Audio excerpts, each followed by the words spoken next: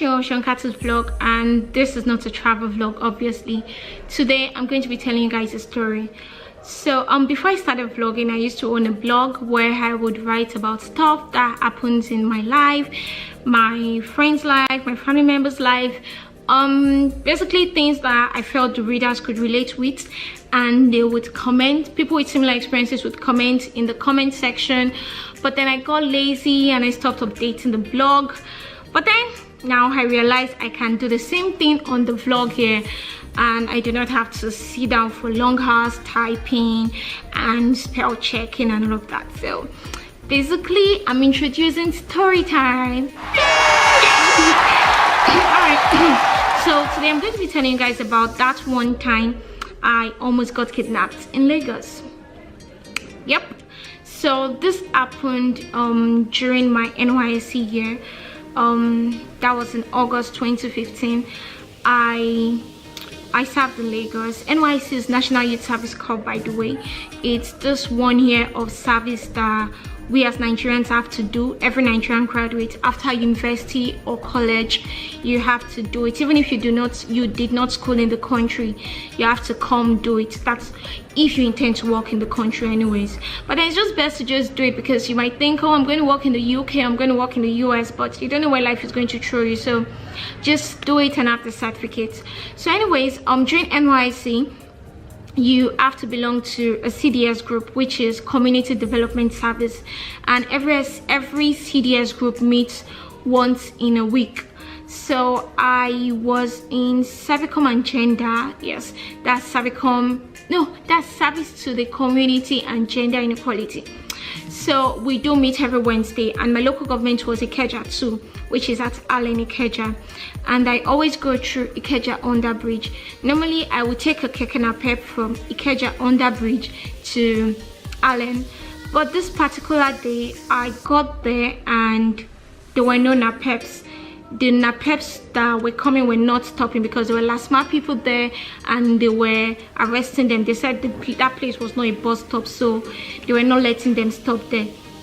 So they kept asking us that we should walk down, we should walk down. We kept walking down, but the napeps were not stopping. We're like, where should we keep walking to? So basically we just had to stand under the sun there waiting for a means of transportation. And finally this cab came, and I was like, Alan, and he said yes. So I entered and I said, I have 1,000 naira, I hope you have change. He said, do I want to carry charter? I was like, no, he should pick his passengers. So I moved forward a little bit more and he picked up this guy who sat at the back. I was sitting in front. So I really wasn't paying attention to the things going on until we got to Allen Roundabout, and this guy said he wanted to get down. So when he got down, he paid the driver some money, and then the driver, and he was crossing the road. So the driver was not like, see, what's this? And I said, oh, that's a foreign currency, maybe he made a mistake. So they called the guy back, that brother, and then he came and I said, look at what you gave me, I think you made a mistake or something. And then he started speaking, apparently he was speaking French. We're like, we do not understand what you're saying. And he said, he spoke a French like English, that he has only foreign currency with him, that he doesn't have naira, that he's actually going to look for his country's embassy to help him in changing money and stuff. And the man was like, you want to change money? He says, and I said, okay, come in now, there are mallams just down the road, I can take you there. So the guy entered back and he gave him back his money. He said, no, I can't collect this from you. So I kept pressing my phone, and just before we got to my bus stop, the guy tapped me. It was like, that please, that I should, he said please I should come with him to the mallam, that because he doesn't trust taxi drivers, that the driver who brought him to Ikeja collected $100 from him. And I was like, $100 for what?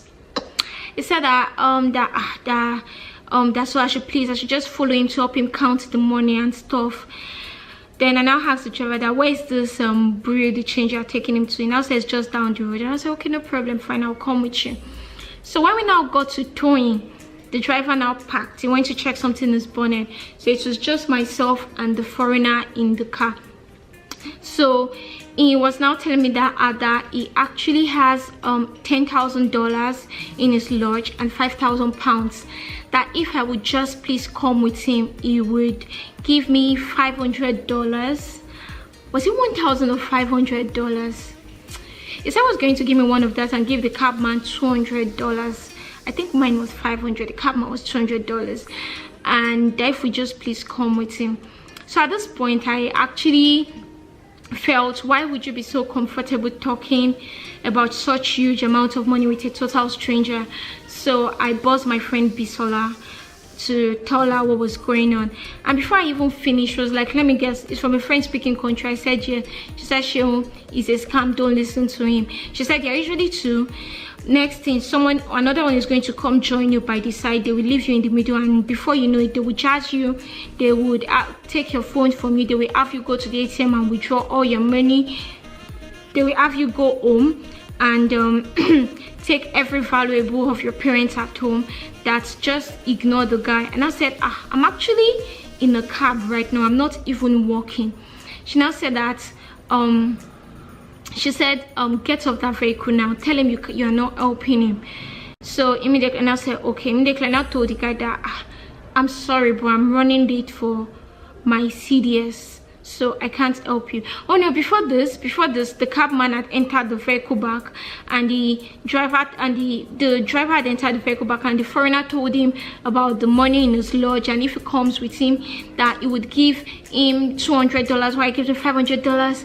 And the driver was all, oh my god, you will give me dollars. All my prayers have been answered. Oh my god, me, dollars will be my own. It was just being all dramatic.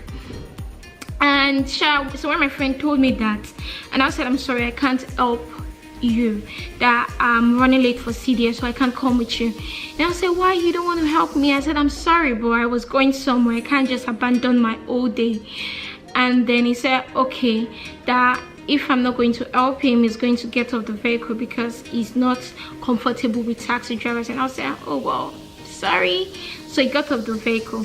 The taxi driver was not like, sister, why you no want help this man now? See, person we won't give us dollars like that, person we won't help our situation.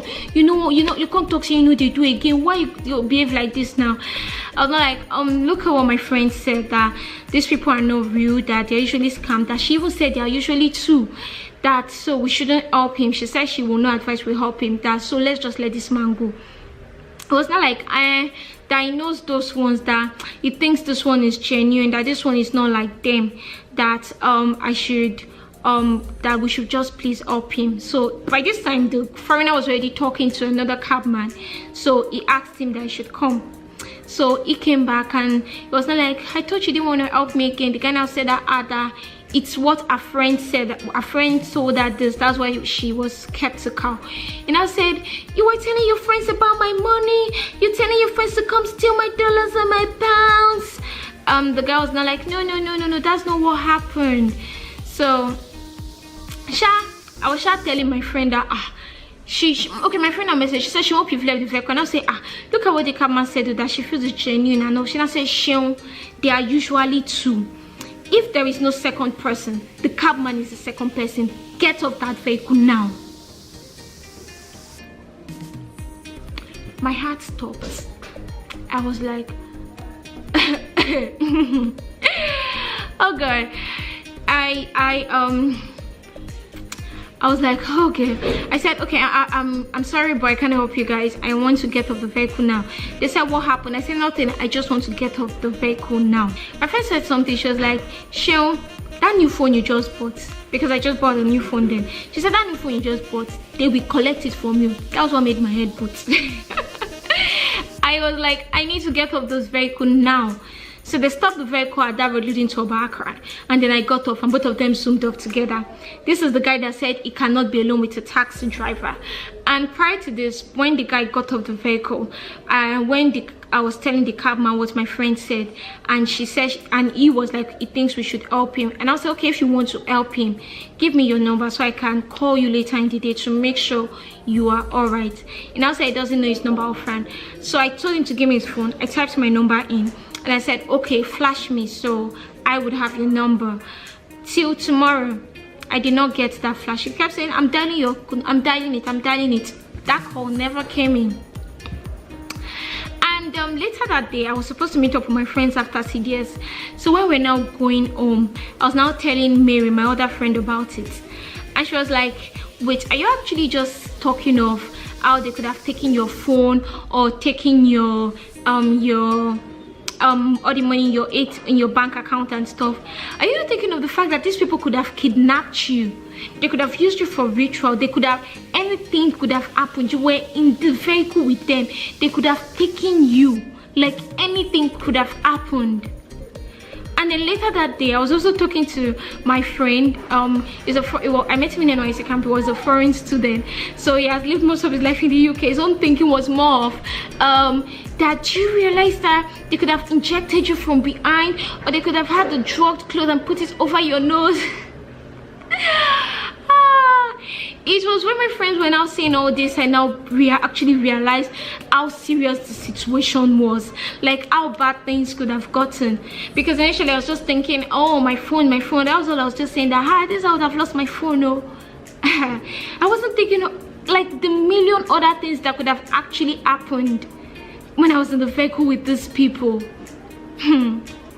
And you know the funny thing, when I was in because they said they usually use jazz, when I was in the vehicle with them, the guy kept touching me. That's the foreign guy, kept touching me, was like, Monsieur, you look like my sister in South Africa, my twin sister. I'm going to tell her you helped me, that this fine Nigerian lady helped me. You have just like a gap tooth. Like, he kept touching me. That's probably when he was using his jazz. But it did not work because I serve a living God. He did not realize it wasn't going to work on me. And you know, it was later when we were still talking about this, I realized it was calling me Monsieur. French do not call females Monsieur. A real Frenchman would never have called me Monsieur. They call females Madame or Monsieur, Madame, but never Monsieur. Monsieur is for guys. But I did not even think of this, and like, it did not even occur to me all the while I was there. Oh God. Anyways, I took down some points that could actually help, that I feel could help us prevent this kind of situations. 1 minute. Okay, here it is. Number one, you need to know your environment, because cabs never go to Allen from Underbridge. The only places cabs go to from Underbridge is ShopRite Secretariat. You cannot see all those shared cabs going to Allen. It is only Keke Napeps that go to Allen. So you should know your environment, know the vehicles that go somewhere. If you see a vehicle that doesn't go somewhere, if you see a type of transportation that doesn't go somewhere, going somewhere, do not enter. I hope you guys understand what I mean by that. And also, you need to know where vehicles load. If you see a vehicle that doesn't usually load in here, do not take it. Okay, let me give you an example of that. My friend and I, we're going to Egbeda from ICM, and we saw Egbeda vehicle just right opposite ICM, and she was like, no, Seun, we cannot take this vehicle. And I was like, why? She said Egbeda buses don't load here. You would have to take Ikeja bus, and then when you get to Ikeja, you take Egbeda bus, but you can't just get Egbeda direct here. So don't say because, oh, I'm trying to be I'm in a hurry and there's no other means of transportation. It is better to be late than to be sorry. So sometimes actually you might just be lucky and you see a vehicle that doesn't usually load here. Probably they just passed there.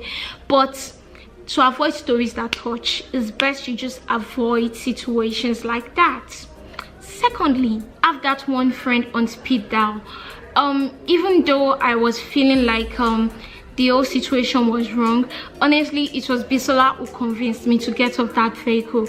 So always have that one friend that if you find yourself in such situations, you can just message and boss just to tell her what's up and all. Even when I'm going to see when I'm meeting up with someone for the first time, I have one person at least that I send the person's phone number, the person I'm meeting up with phone number, their social media handles, I try to snap the plate number of the vehicle, where we are going to, stuff like that. Like, just always have that one friend on speed dial that you can just always send such information to and all that.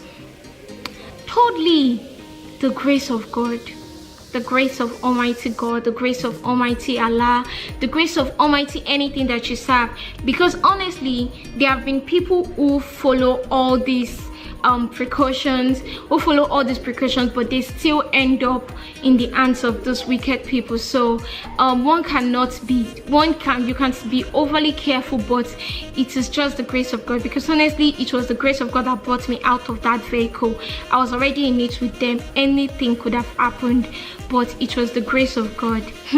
When I told my parents this story, my dad was like, hey, àdúrà tí mo gbà ní church lánàá ni, àdúrà yẹn tí mo gbà ní church, Olúwa o.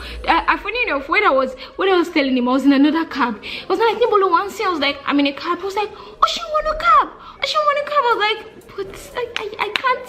I have to get to places now. What will I do? But although that was a cab that I took from the park, and I really do not take all those drop cabs anymore.